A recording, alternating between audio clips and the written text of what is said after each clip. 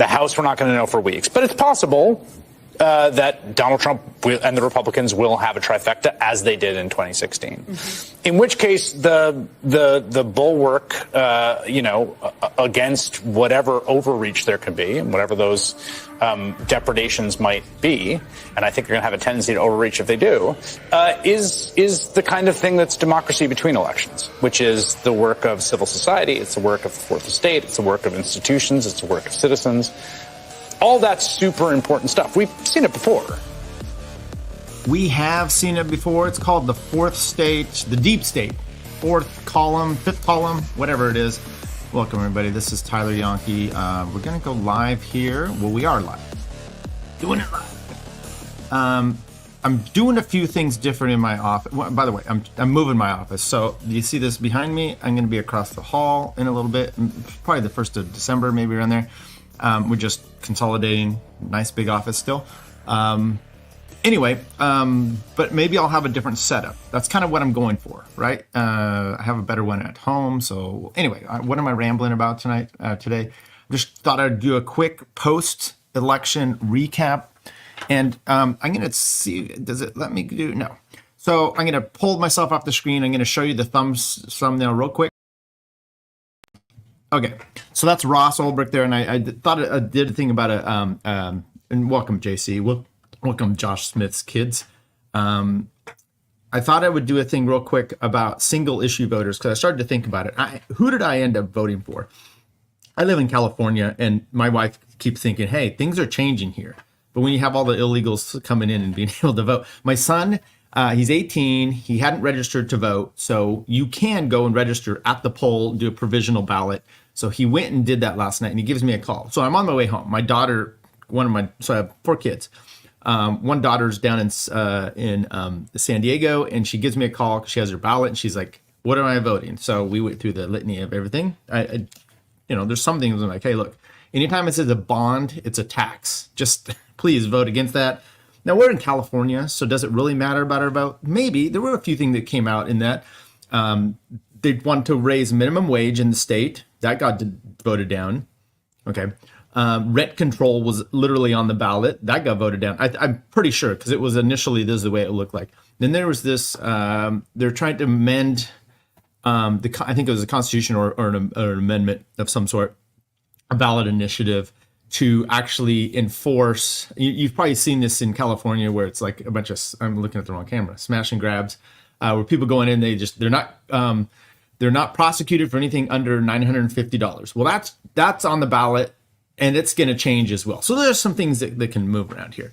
But my wife's like, "Oh, I think this state's changing. You're losing so many population. And we'll see the eventual thing." But I'm like, we were watching the Electoral College, and Kamala had 90 something or 100 somewhere around there, and I go, as soon as it's 8:00 our time, they're going to close the polls, and it's immediately going to say we award Kamala 54 Electoral College votes, 0% reporting. She's like, "No, it's not going to happen." It was immediate. Boom.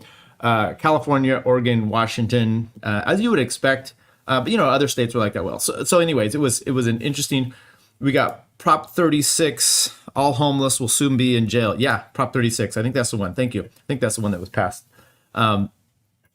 Could be. Yeah, and I also Gascon, one of the DA, I think, out there in San Francisco. I think that's where he was. He Soros back guy. He got voted out, I believe. So some interesting stuff. So anyway, who did I vote for? I ended up voting for Trump. Okay, I hadn't voted for him the first time. Didn't vote for him the second time. But I did vote for him this time, and I thought there was a few reasons to do so. Right. But for the most part, I really was a single issue voter on this, which was freeing Ross Ulbricht. Trump has got, if he doesn't do it now, okay, he's talked about doing it on day one. His son, I've heard him talking about it, doing it on day one. There's too many people out there that have heard this story and have believed him. So for him, and you can basically pardon whomever you want as the president. Rich was done by Clinton. There's been. Clinton did it his own brother, I think. You have carte blanche basically to do so. Now they do get input on a lot of these things, but that's to me kind of a big big issue, reason to vote for Trump. And he's promised to do this. We'll see if he does. And if he doesn't, well, I guess lesson learned. But there was no way that was going to happen under Biden, obviously, or Harris. She didn't give a shit about that. So that was one big issue. And then part of the problem I've had, and I didn't bring this up when I talked to Jonathan Scriven on my Friday show, so check that out, which is you have this administrative state that's permeated out here. And my problem with Trump has always been a lot of the times he and Bernie Sanders and him, for example, they see the same problem, school tuition, but their solutions are similar. But for the most part, Trump is really about I'm a better manager. Therefore, it's good. And I'm like, you know what? If you stop meddling in our lives and give us more freedom, it's not up to you. And then it doesn't matter what kind of leader you are necessarily, or what kind of administrator. So it is important, though, that there is so much power given to the federal government that you do have an administrator that you can maybe trust. Do you trust him? I don't know. What I did like was his pick of J.D. Vance. I was never a fan of J.D. Vance. When it happened, I'm just like, typical, another run-of-the-mill establishment Republican. And he may be. But I really like some of his comments when he went on Joe Rogan. And it's not that he's affable and Rogan laughed at him a bunch of stuff. I mean, that's just personality, Rich. You don't want some sort of psycho in there, and he does seem to be a nice guy. But I've also pointed out that the debate with Vance and Walz, where it was so much more nice and it was cordial. But I'm just like, it's still the same monsters, bombing people, taking your money. So I don't want to have a nice face. I'd much rather have it where you hate them and you don't want any of them in power. The problem is, you got, there's a hatred for Kamala and then absolute love for Trump, or love for Trump and absolute hate for her, instead of just disdain for everybody. Okay, so I was actually not too sure about Vance, but he goes into on Rogan, and I was impressed with him. Okay, one, he knew a lot, and he said a lot, and he didn't have a problem with going after his own, in a sense, taking on the big cat, which is Ronald Reagan. Okay. I know a lot of people, especially libertarian types, they really hate Reagan. There's a lot of, some bad stuff, but there was some things about him that are just way too impressive for me to get past, which is when the malaise that came about with Jimmy Carter coming into the 80s. Now, there was also a lot, and then he came in, Morning in America, and he changed things. Yeah, your pride in America under Reagan, if you were, that type of person, really excelled. And the 80s, let's be honest, man, the 80s were the bomb. Okay, great music, great music, right? And just there's so much about it that was fantastic, and Reagan for me has a lot of that. Now there was a lot of problems, but my point is Vance was able to kind of push back against this. There was also the questions to him where they're talking about climate change and whatnot, and he's like, I don't know that I necessarily believe that. He goes, but I haven't really delved into it. When have you heard a politician not know definitively the answer to everything, right? Do you think Kamala would have said something about that when she doesn't know shit, right? No, it never would have happened. So for me, I was just like, oh, Trump he's picking better people. Now, he did mention Pompeo. He trashed Bolton. That's good. Pompeo's not great. But he said, we will see, right? These are all aspects that alleviated some of my concerns. And so therefore, I was willing to vote for him. But I really feel that if you have a chance, someone like Ross Ulbricht, which is, what are the libertarian aspects? Libertarians love this story, right? You shouldn't have imprisoned him.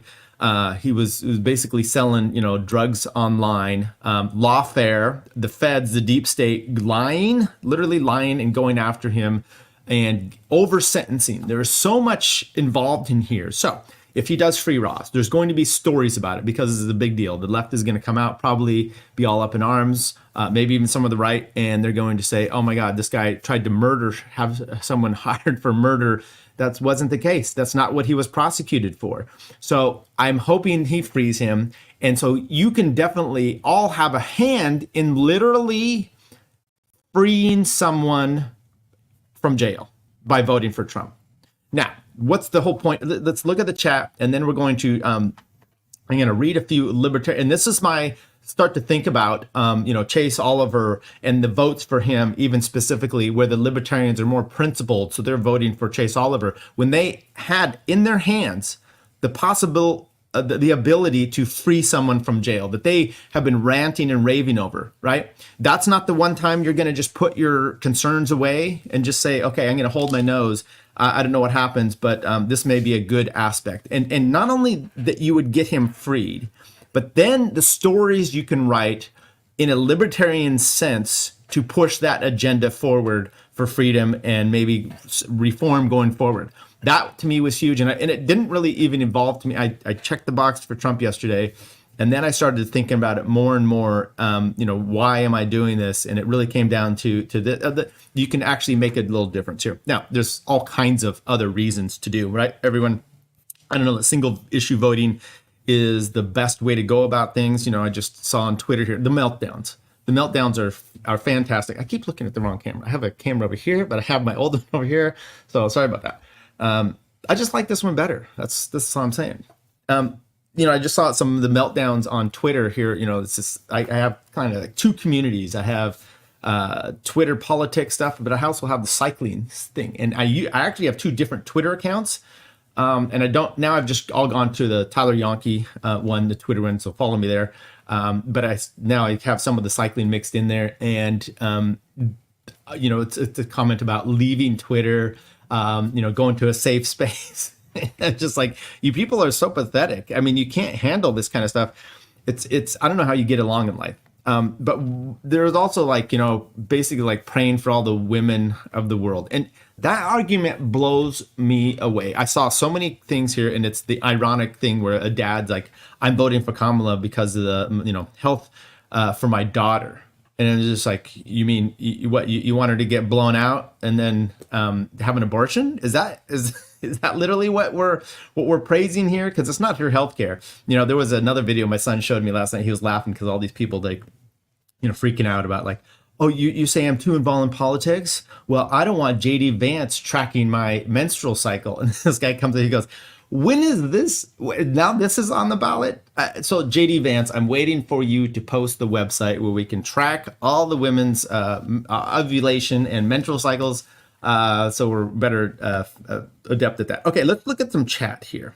JC is, oh my God, hi, and everybody. I love it. Dwayne's here. Prop 36, we talked about that. What's up, Josh? Sup, dog?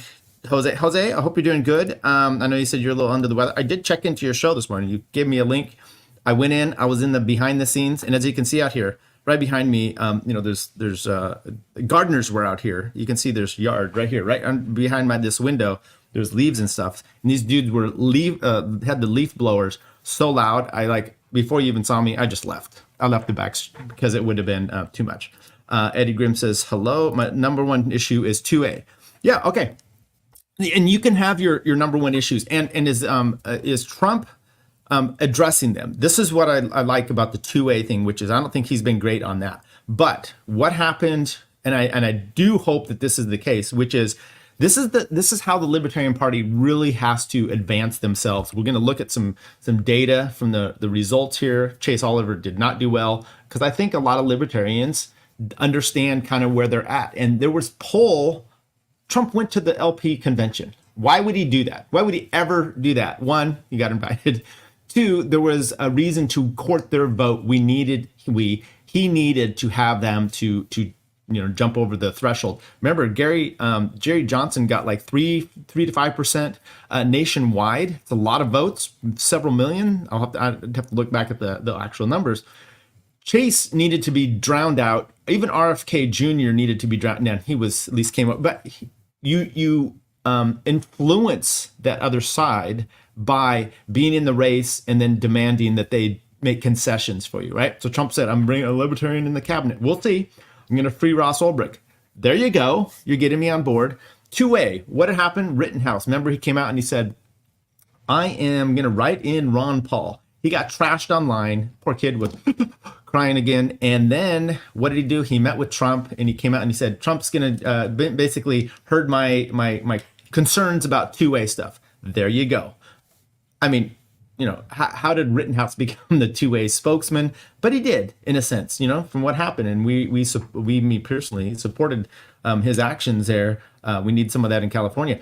And by the way, I'll just say this, instead of, changing the felony issue from $950, making it lower where it can be a felony. Just how about you just allow property owners to enforce? I mean, if they had something on the ballot instead of that, it just, the 950, the change in the felony, it just said, we are changing maybe the castle doctrine, right? Putting that into effect where you can actually defend your property with lethal force, right? Even if it's just someone here stealing deodorant, yeah, put them down.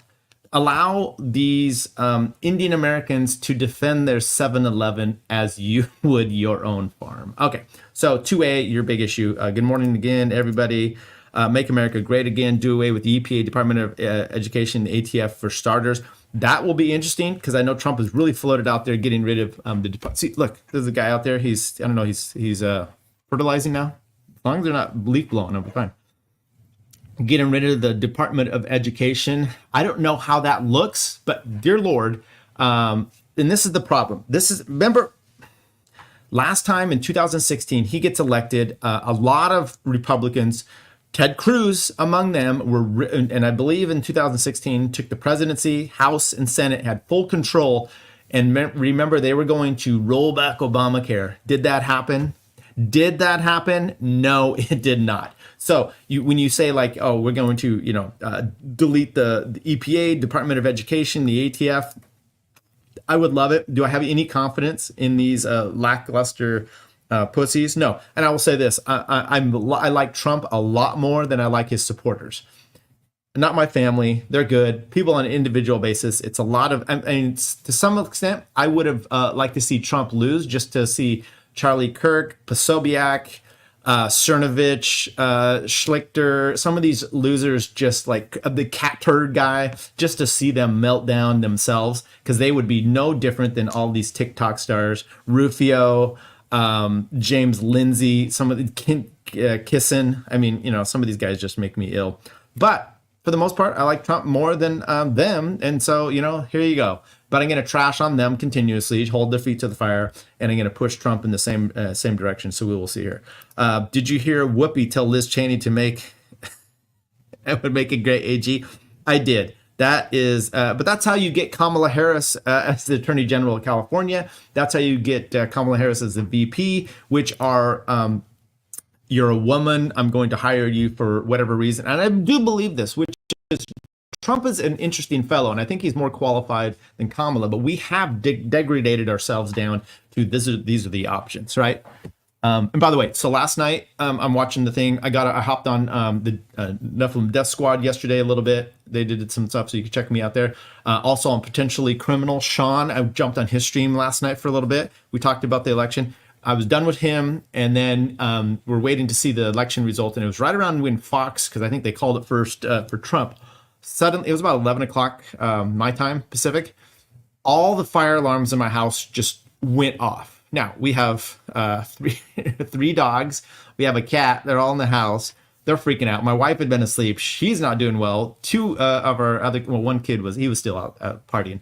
But my daughter was there. Everyone, and it's so loud. And so the way they do these fire alarms, it's not just a random one you buy and you stick it in. They are hardwired into the system. So when one battery goes out in one, it sends a loop out to them all. And there was 5 or so. So I go out and I get we have one 5-volt battery. I get one and I'm trying to put it in. That's not working. My ears are just like blazing as this stuff. So what I end up doing is getting the ladder and ripping each one of them out of the house. Now you can undo them, but it's not easy to do. So I didn't ruin anything. So I pulled that out and I sent a text to my brother-in-law, who's a big Trump fan, and I'm like, if this is the Trump presidency going forward, the fire alarms in my house, I don't think I want anything to do with it. I even did a tweet kind of like that, and he goes, maybe I should look at I'm going to pull up his tweet here, or not his tweet, his response to me. He said, "That's your punishment for being a libertarian and nominating a gay socialist." Exactly true. So there you have it. Okay, let's keep going through this. Did you hear what? Yeah, so we talked about that. That's also where my head is at. I voted for Trump in the LP down ticket. I'm still unsure if Ross will actually be freed, but a promise is something to start with. And I'll just reiterate, it's not just a promise. I mean, he has said this to way too many people, right? And I think there's people like me that actually, it didn't matter in California who I voted for. I mean, like I said, 0% reporting, calling it for Trump, for Kamala. But, I think that could have swung in different places. You never know. But there's still a promise. Let's see if you hold true on something as simple as this. It'll also be really interesting to see what happens with all the lawsuits going on against him, the criminal activities, those kind of things. I mean, I imagine he can pardon himself. You do have the issue down in Georgia, so there's some state crimes going on there. Well, you got a Georgia governor; he can at least pardon him there. So there's some possibilities that I don't know what happens. It would be interesting to see if the, you just saw the opening thing here where Chris Hayes is basically saying, the deep state is how you combat this, and I'm like, okay, so they're still going to play this lawfare, and I don't think the Republicans are. It's about time to drill, baby. Yes, we'll see that. I've been following for a while. And just realized the other day that you're also in Sacramento. Oh my God, you just doxed me. Yeah, I'm in Sacramento. And thanks for following. I appreciate it. I want a fucking Toyota. Yeah, that would be. I don't necessarily want one, but I want them to be able to. Leaf blowers outside my window right now. Yeah, for sure. It's. How did Jill Stein do? She did better than. We'll look at it here. Then what's the black guy and Chase Oliver? So we'll look at it. He got 0%. I think a few more votes than Oliver. Supposedly Oliver got 5th place. 20 million illegal Biden voters in 2020. I watched the election last night, like you guys did, and I see Trump rolling through, getting the popular vote, and winning, right? So that's impressive, and getting the popular vote by right now it's about 5 million or so. It looks solidly in this way. Now not all the votes are in, I think, and we'll look at the map here in a second. Arizona, Nevada, and I think Wisconsin or Michigan, one of those two is still kind of Michigan. I think is still kind of up in the air. But there was someone that threw up a chart, and it had stochastic is the bar chart. Of the popular votes for 2016. It's Trump a little down here, Hillary's up here, and then it goes over to 2020, and the numbers are way up here, and then now down here. So it's like with all these, and that was the first time, because when I saw the last night, I'm like, okay, you know what, where he's got this. Maybe it puts into perspective that if it's not close, they can't cheat, and he didn't actually win in 2020. But then you see this chart, if it's to be believed, and you do go. Yeah. Why was everyone so motivated to vote for Biden? Well, that doesn't make any sense. So they had so many more voters. Now, did Trump have more voters then too? I'll have to look at that. Maybe we can find that post. If someone has it, maybe post it in here. Oh, here it is. Here we go. Okay. So I will bring this up.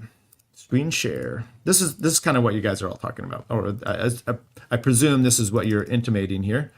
Okay, so this is U.S. presidential election popular vote, Democrats or Republican in millions. It's about a little over 65 million that Hillary got. Trump's down there, 62 or so, and around the same for that's 2012, then 2016, and a little bit, as you can see, the arrow is not flat here; it's a little bit up. But also look how much more Trump got too. So it's difficult to say, okay, so yes, she blew out here. Trump got tons more. So obviously he got way more in 2020. Now 2024 is not all done and counted for, but why is 2020 so much more than 2024, even for both of them? So I'm not totally persuaded if you just look at the chart and you only talk about the Democrats, because you also have to ask why the Republican vote came out so much for Trump as well in that same time period. Okay, Harris is for taking my ARs. Yeah, Oliver got less votes than RFK. Yes, that's true. It's one of Josh's 6 million kids. Okay, all right. That doesn't seem right. How would Josh have that much time? You have multiple kids at a time. You're like children. Morning, Tyler. Morning, chat. What's up, Lincoln? Are Our name is Legion, for we are many. Okay, I think the answer is that it was during COVID, but still sketchy. Okay, yeah, I'm open to all of this, right? This chart does seem to look. I mean, let's pull this back up here. It does say one thing, which is okay. Trump had an increase up here. I mean, almost 75 million, but this goes up to 8. I mean, it's too much. It's almost too much. I mean, is this even possible? Now, it's interesting to see the Dems voted more during COVID. Yeah, maybe. I mean, that was part of the deal, right? You don't put them to work. You change the voting instructors. I went on Nephilim Death Squad yesterday, and I was talking a little bit about the cheating stuff. And I hate, going into this thing. There's a lot of conspiracies that are bullshit, right? And now I forgot what I was going to say. But we'll I still don't believe Sleepy Joe got 81 million votes. Yeah, it's hard to. It's really hard to. I had a thought there, and it just went away. That's really sad and depressing. But let's do this. I wanted to look at actually what I want to do first. I think it's where is no. I wanted to get there was a Chase Oliver little thing I wanted to play. Now I don't see where it is. I know how to find it. Let's go to Nick Gillespie's Twitter feed because he played it here. It's about wasting your vote. Chase Oliver, wasting your vote. And I wanted to play it because I hadn't heard it before, but I think it's probably bullshit. And I don't know that I don't buy into that. My wife kept saying that about wasting your vote. I don't know that these people have to earn your vote.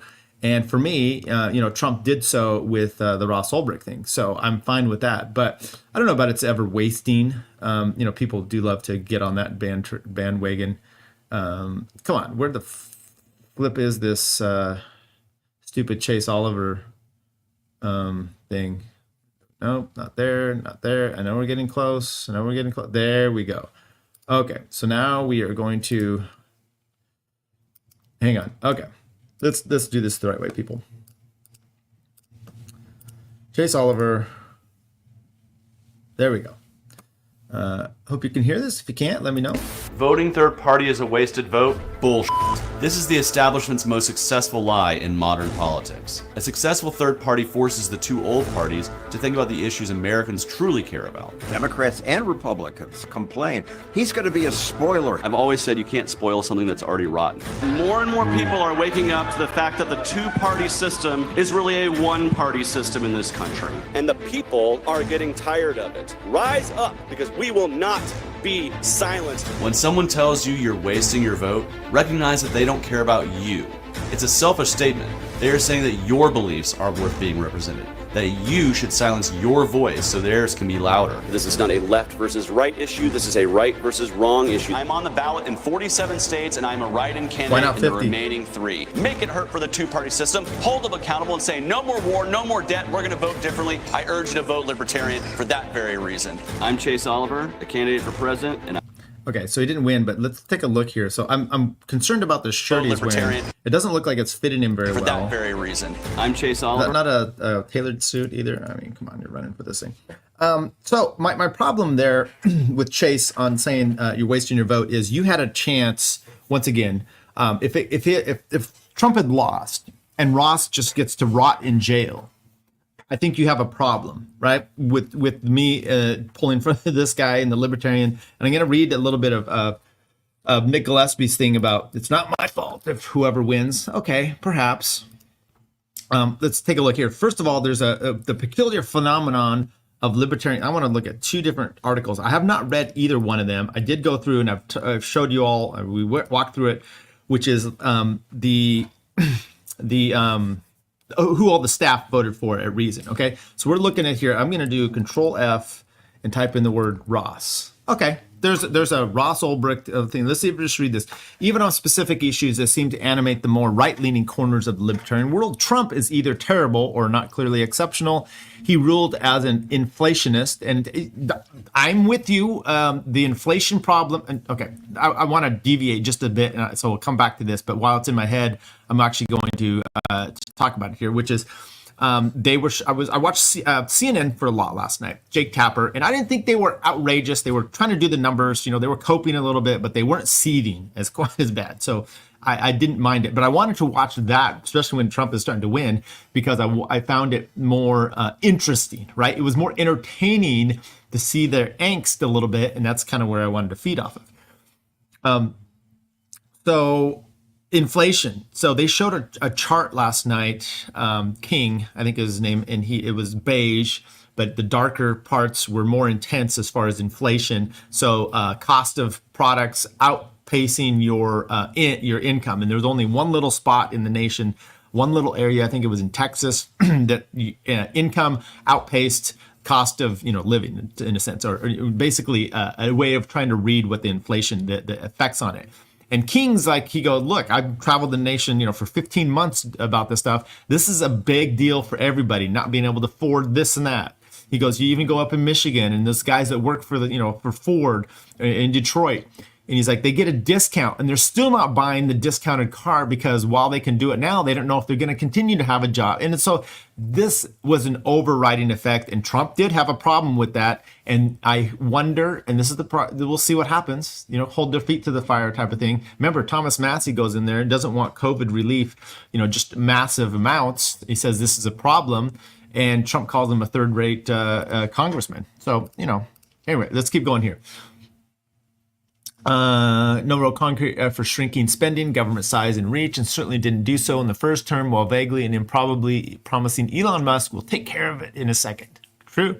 Trump can be expected to expand government spending control in the name of allegedly pro-worker industrial policy that will likely have no better effect on America's fortunes than past industrial policies efforts.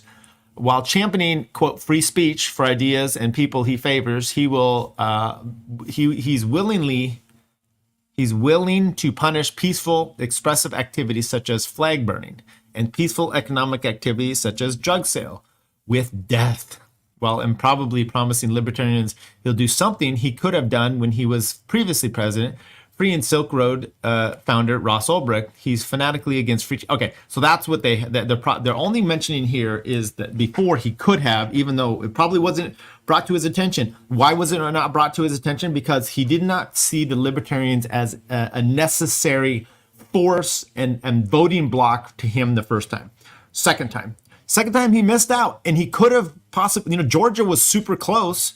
They went to a runoff in the Senate. Remember, Chase Oliver, Herschel Walker, and whomever else, the other person ends up winning in Georgia because of the libertarian. So the libertarian vote was a big deal, and it didn't matter to him before. And you're like, oh well, because he doesn't have libertarian principles. That's not the impetus of this party at this point in the national election, is to influence, which he had to now go out and go to the party's convention.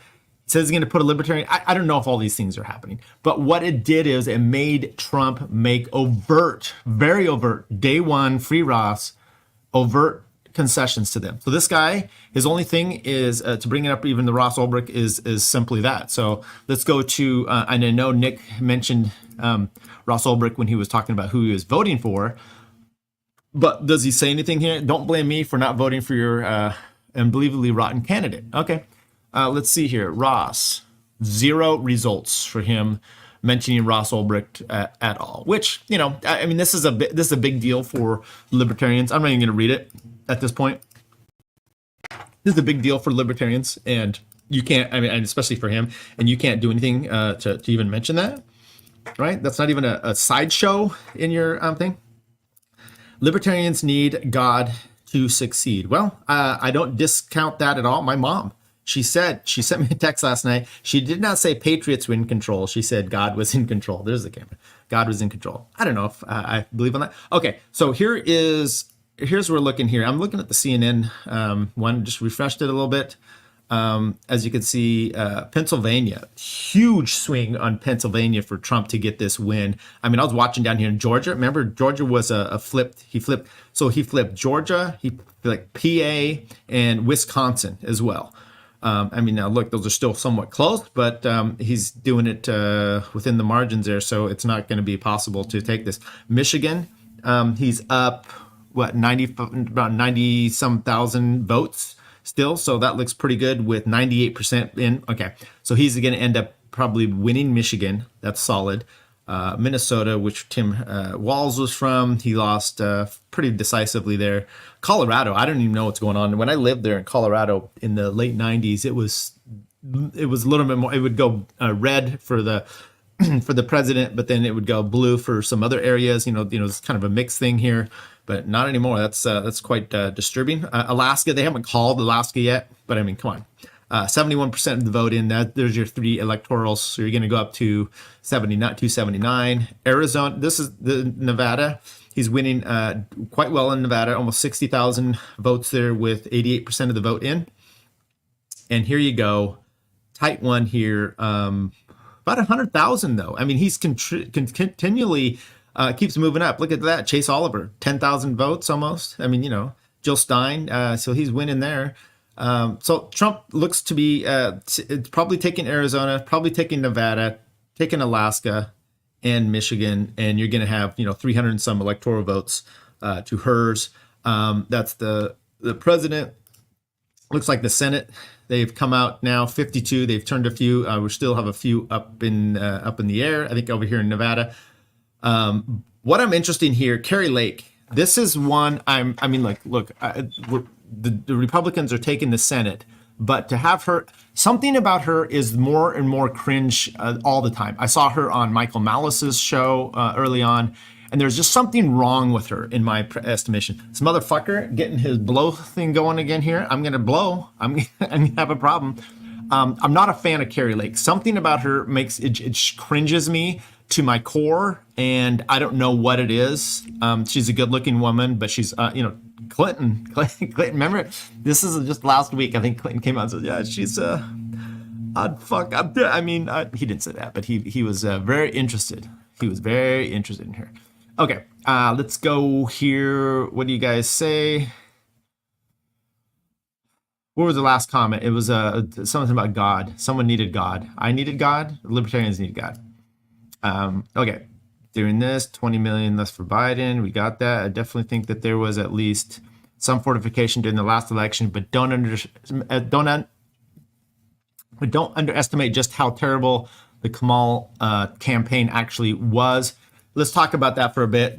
It will, if you watch my stream with Jonathan Scriven, which love the guy, but I think there was some disconnect with reality, and he does say where he lives. He has friends and whatnot, but he lives in that are Republican. But he lives in an area that's in DC. It's inundated with this kind of thought. So while you do have friends and you're online, I think there's still some disconnect. She's horrible. Okay, his whole thing was, yeah, but Trump is horrible, and I'm like, yeah, I could stand with you on that. But can you not see Nazi? Can you not see how bad of a candidate she really is? And it'll be interesting to see if the press now comes out and they start to trash her when they were just uplifting her, just a little bit ago. So what didn't work in this election? You being a Nazi. And by the way, it's fascinating to see the polls coming out, the exits or the demographics from all the voting. I saw last night they were saying something, this preliminary, like the black vote, young male black vote was like 25% for Trump. This is getting big. The Latinos are going big for him. So this trash island issue out there in Puerto Rico didn't work. Nazi shit just doesn't seem to work anymore either. There's a big free speech problem that we have, and Elon Musk is really pushing back against it. I mean, do you feel when you're online that you're going to get your whole account nuked at this point? I don't have that fear. Now, I'm a little different than some people when they tweet, but I mean, Toad's still out there tweeting away somehow. Okay, yes. Let's see. Yo, Tyler the Goat. Thank you. I don't know. Is that because I said God? Could be. I know why. There was a woman who also used initials JC. Oh, okay. You guys are going back and forth. Folks, good to see you. I haven't seen you in the chat for a while, so good to see you there. Screwed Up Rebellion. I used to call JC every time, but now I just assume it's a woman. We don't know what JC. I'm presuming JC is a man, but here's what I want to. I'm going to pass the torch, which is I've always felt like I'm really good at knowing way too much about all these podcasts. I love the inner stuff. You hear things, you know stuff about their personal life, and you can recall it. I could do that with Dave and Tom, and I've listened to all this. JC is the king. Okay, he's corrected me. I'm just assuming because it seems smart. Correcting me on a lot of this stuff. So you want to go to, who's on what show, what's happened here. JC is the man. If JC ever needed, I don't know, you going to start your own podcast? JC is the man, even if he's a woman. Absolutely. I realized my bullying wouldn't change you, so I accepted it. Oh, you guys are all talking about JC in here. Libertarians need God. Okay, there we go. American has been unburdened by what has been. Yes. VA was close too. Yes, Virginia was very close. In the end, she's up 54-45 on Virginia, so not as close as it had been. North Carolina. Oh, I'm sorry. That was the Senate. Now I'm looking at the Senate. Let's go to the president here. Okay, so Virginia, 51-46. North Carolina, he won. I mean, dude, it was crazy. Laney's in the chat. Old Glory Club was streaming. Well, stream was amazing. T7 discovering who Destiny is Kino. Okay, can I there's something about Thomas I can't handle. I don't understand. It seems like a good guy. He seems a little boring to me when he talks. Maybe you guys like him. It's everyone. I don't have anything personal against him. Although I will say when he tweets, I'm confused with all caps and then not. It's very frantic. It's interesting, but seems like a super smart guy, and so good for that. The media is tainted. She was big media, even if local market for most of her life. Yes, exactly. Carrie Lake alienated herself so bad she couldn't even ride the Trump train. Yeah, there's something.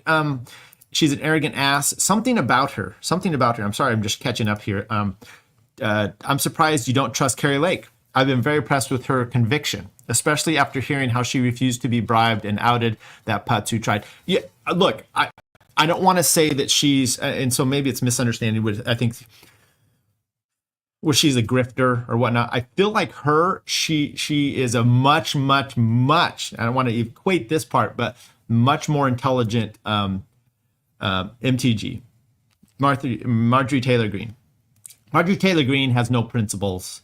Of course, she follows what is going, the trends out there, right? She doesn't have a brain enough to do this. Carrie Lake is much smarter. She's very smart. So I feel like some of it maybe, and I don't know, maybe it's just, there's feels like an unauthentic part of her that she's following along here. So her losing, I don't know. And by the way, I do have a problem when, even this is with Trump too, where you're blaming everything that you didn't win on fabrication and cheating. I get it. That sucks. I mean, you look back in, which was it, the 68 or whenever JFK was elected, there was so much cheating in Illinois, right, in Chicago, in Dade County, was it Dade County? I don't remember which county, whatever they call it up there. And Nixon just conceded. He said, fuck it, it's not good. And there's something about that, and I wish, there could be a little bit more magnanimous about it. And I remember what I was going to say about the Nephilim Death Squad. Came back to me. I knew it would. Talk about Trump, which is last time, remember, they were bringing the Kraken. They were bringing all this, and the evidence never materialized. Now, there is evidence out there of fraud, and it just wasn't to the place you wanted with, the head dripping, what's his name, as mayor of New York, Giuliani. But part of the problem, too, was leading up to the elections. This actually, Kevin Kiley just won. Is he a Senate or congressman here, California? He's mine. I voted for him. He won again. And he made a big deal the first time because they were changing voting laws in California before the election. Okay. And he spearheaded some lawsuits which reversed that, so they couldn't do it. Now, the problem is in Pennsylvania, famously, Trump loses these lawsuits and everyone's like, because he didn't bring the evidence. Well, Trump's kind of right where they got dismissed for standing or other issues, jurisdictional problems, or the question is moot. The reality is those lawsuits should have been, like here in California, brought before the election. They weren't. They were done after. Now that law is already in place. The voting is done. So you've legitimized their way to get around some of these rules into cheating. That was the problem. But this time, I think they were trying to thwart that on the front end, which is much better. Hugh Hewitt, I don't know if you guys saw a video of him where he was on someone's show the other day. He's a radio talk show host. I used to listen to him. I met him once. He wrote a book, and it was called "If It's Close, They Can't Cheat." This is when the first year Obama won, and that's exactly what happened yesterday. It was too close. They couldn't cheat. I mean, if it's not close, they can't cheat. That's what it is. So it wasn't that close, and they couldn't really cheat. The only woman that's not super cringe is Rachel Wilson. Could be Wilson Phillips. I don't know. A lot of people on the America First train are really on the Israel train and an American flag covering it. That's the tough part. We'll see what happens. I think at this point, my thing is to really push back against the right. Hey, help get the guy elected. I think. We'll free Ross. We'll do some other things, but I'm going to really push back at it. And I think Massey actually is introducing some legislation about dual citizenship being illegal to hold office. That would be fantastic. Exit polling showed a lot of Latino shift to Trump, in particular blue collar areas and near the border. JC is a man. I remember when Tyler reviewed podcasts. I've been saying this. I have in the works Dave Smith, his whole catalog, and I've just been putting it right. Jesus Christ is King of Kings. Destiny and Son were absolutely mauding last night. So was Cenk Uygur. Okay. The leaked audio where she refused to be bribed seems staged. Yeah, there was a little of that, right? Thomas Sevenson is a little crazy. Former lawyer, drug addict. Yes. By the way, I don't know if it was Pete. Because I know Pete it was Mark Claire. Mark Claire had him on, and he talked about his backstory. I found that fascinating and very interesting. Lawyers and bikers are like that. I don't know what that MTG goes in the crystals with the rest of the libtards. The thing that came to my attention with her was an early Timcast episode where she was on there with Thomas Massey. Imagine seeing the two of them there talk philosophy, talking policy for an hour and a half or 2 hours, whatever it was, and not being able to see the difference in the how vacuous she was and the difference between how smart, intelligent, funny, humorous, reasonable he is. And it was daunting. At that, I saw that and I go, oh, she's a midwit at best. Former heroin addict, but genius and hilarious. Okay. I don't know about the hilarity part. Are you talking about the scarf? No, I'm just kidding. I don't have anything against Thomas, right? If you are to believe Laura Trump, the Trump Republican machine had a significantly more protective legal response team this cycle than 16. They had to be more prepared like that. Otherwise, you're just absconding on your duty to make sure that, example, polling places trying to stop counting in PA that were forced to obey the law under the threat of lawsuit. Yes. Okay. Based Massey, who knows, who's going to benefit most from Trump's victory? I know. Franzia. Is that Israel? I don't know. That was my comment to Raven and Top Lobster yesterday was, who is Israel polling for the most? And are you okay with Trump winning if you know that Israel pulled the strings for this? So we'll see what happens. I just think there's it's box wind down. I don't know. Massey podcast at his homestead is amazing. Massey's podcast at his homestead is amazing. Which podcast? I know there's the video about him with Matt Kibbe that went out there and did that video. Tell me what you're talking about here. Massey's podcast at his homestead is amazing. I don't know which one you're talking about. I'll have to check that out. Screwed up. Okay. I want to know. I'm going to sit here and wait. I need the Jeopardy music going on right here. I'm going to sit here and wait until you tell me what this podcast is. Thomas Massey, you're talking about the documentary that Matt Kibbe did about his house, which is amazing. Any podcast with Thomas Massey is great. And JC will have to check that out. Okay. We're going to head out of here, people. So Friday, this is episode 199. Now I've missed some things here intentionally. Friday, I'm not going to probably stream. It's Wednesday. I've got some work to do. I did almost an hour with you guys. I came in here nice and early. We have Tower Game tonight. Don't check it out. I just produced the show. I have nothing to do with any of it other than that. Behind the scenes, all the good stuff I do come up with. So we have that going on tonight. I'll skip Thursday. If anybody, someone invites me on their show, that's fine. But I'm going to have my 200th episode Friday. So we will not going to have anything great. But I think we're going to play some Nick Rekieta stuff. Nick Rekieta came out He's talking about lawyer, attorney-client privilege with some of the LawTube guys for having comments with them. Fascinating. So we're only going to be to get that. Let's see. Did we get an answer? Yeah, I think it was off the. Okay, it wasn't a podcast. It was a documentary. Okay, have a good day, everybody. See you guys. We'll come in Friday evening, 5 Pacific, 8 Eastern. Come join us then. We will be here. Until then, everybody, take care. Things are going to start happening to me now.